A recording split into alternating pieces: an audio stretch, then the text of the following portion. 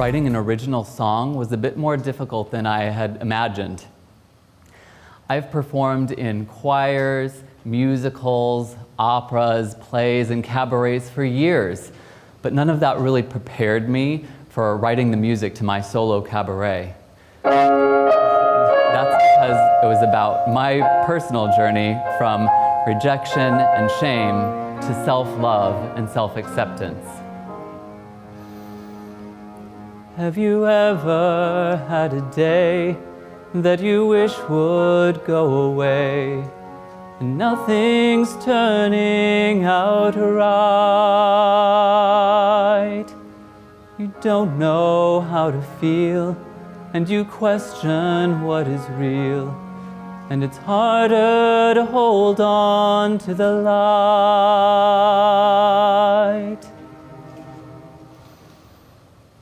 I'm a second-generation pastor's son. My father was a pastor, my grandfather was a pastor, both from fairly conservative traditions. Me, I was a 7-year-old boy who wanted to grow up to be a ballerina. One day when I said that to a man at church, he said, "Little boys can't be ballerinas." I knew from the way he said it that I was different, and in this case, different was bad. Some might say an abomination. When the sense of rejection got strong enough at age 11, I scoured the encyclopedia for the most lethal, least painful way to kill myself. Apparently, the encyclopedia didn't think it was a good idea to include that type of information, so instead I just prayed, "God, please just let me die in my sleep. Whenever you're ready to take me, I'm ready to go." While at night I was praying to God to die in my sleep, during the day I was doing everything I could to fit in and be accepted. I got good grades, I worked hard to be a good son, to earn my parents' approval. I even ran cross country because my dad had run cross country in high school. Can't you see I was thrilled? None of that was going to change the fact that I'm gay. And that was the unacceptable part. So I decided to be proactive, and I came out to my parents and I told them that I was going to go to 2 years of reparative therapy, now better known as conversion therapy. And I graduated successfully. So problem solved, right? No. Nothing really changed on the inside except another layer of shame.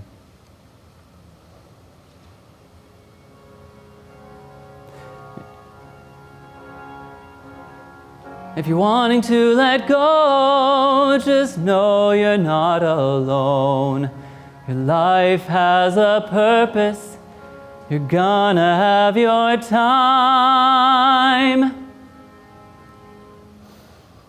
I really like Merriam-Webster's description of self-love: an appreciation of one's own worth or virtue, proper regard for and attention to one's own happiness or well-being. After almost a decade of working at Native American Rehabilitation Association as a psychiatric nurse practitioner, I've seen my fair share of individuals who are struggling in environments that are not supportive of their well-being. Every day, I meet with clients who are in work environments or relationships that may not be the primary cause of their mental health symptoms, but in my estimation, they are not making things better, and in many cases seem to be making things much worse. This mismatch between the individual and their environment, their community, can become a direct obstacle to their self-acceptance. According to a study by the Human Rights Campaign, LGBTQ youth say that their greatest concern in life is not school or tests, but non-acceptance from their immediate family. Take it from me, the journey to true self-acceptance likely won't come solely from journaling and affirmations. There's some battles you can't win, but don't let the shame sink in. Just keep getting back on your feet. If you're lonely and you're sad, and the world is going mad, and you're fighting to set yourself free. If you're wanting to let go, just know you're not alone. Your life has a purpose. You're gonna have your time.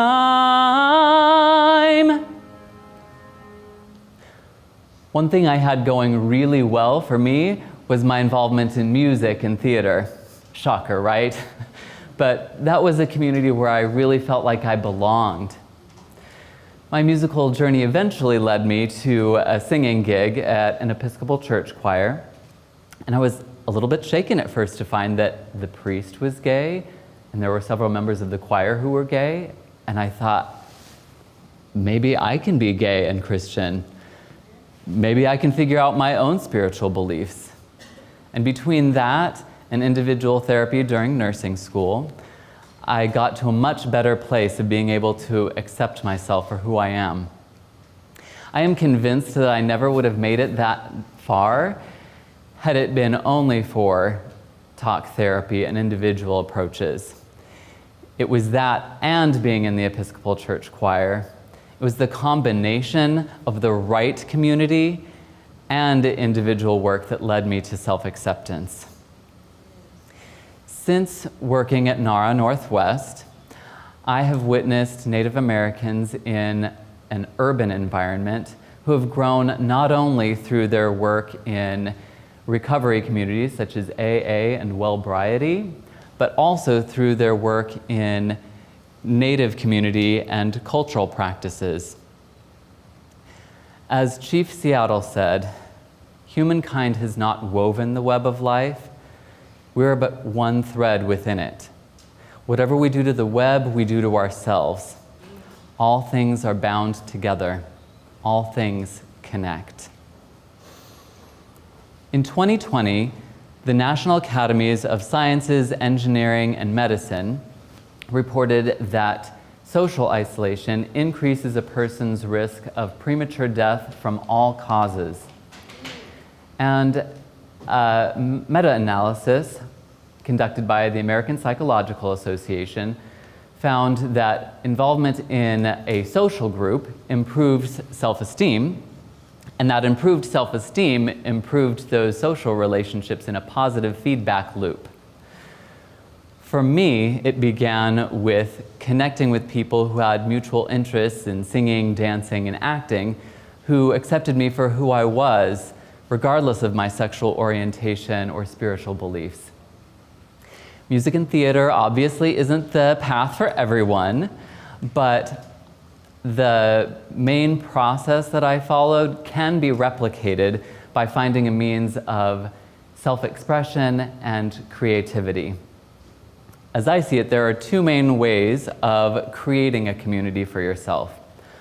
One way is by finding a community based on your mutual interests, but what happens if you can't find a community ready-made? Well, I hate to break it to you, but you're going to have to build it yourself, one person at a time. Either way, you're seeking out people with mutual interests, goals, or values, and wherever you begin, you end up in the same place. As you begin to build a community, you'll find people who are part of a larger community that you can join. And conversely, if you join a larger group, you'll find specific individuals that you'll want to spend more time with. I started by asking myself, what do I care about? What's important to me?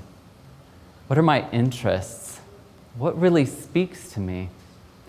These types of questions were the first steps in defining who I was and who I wanted to put around me.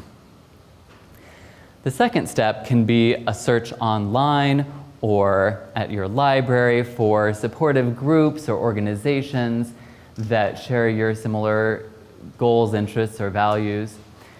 Then you have to take a leap of faith and get involved. There's no way around the fact that it takes action. Show up to a meeting, take a class, participate in an online discussion. One easy way to begin building a community for yourself is by reaching out to a friend that you haven't talked to in a while.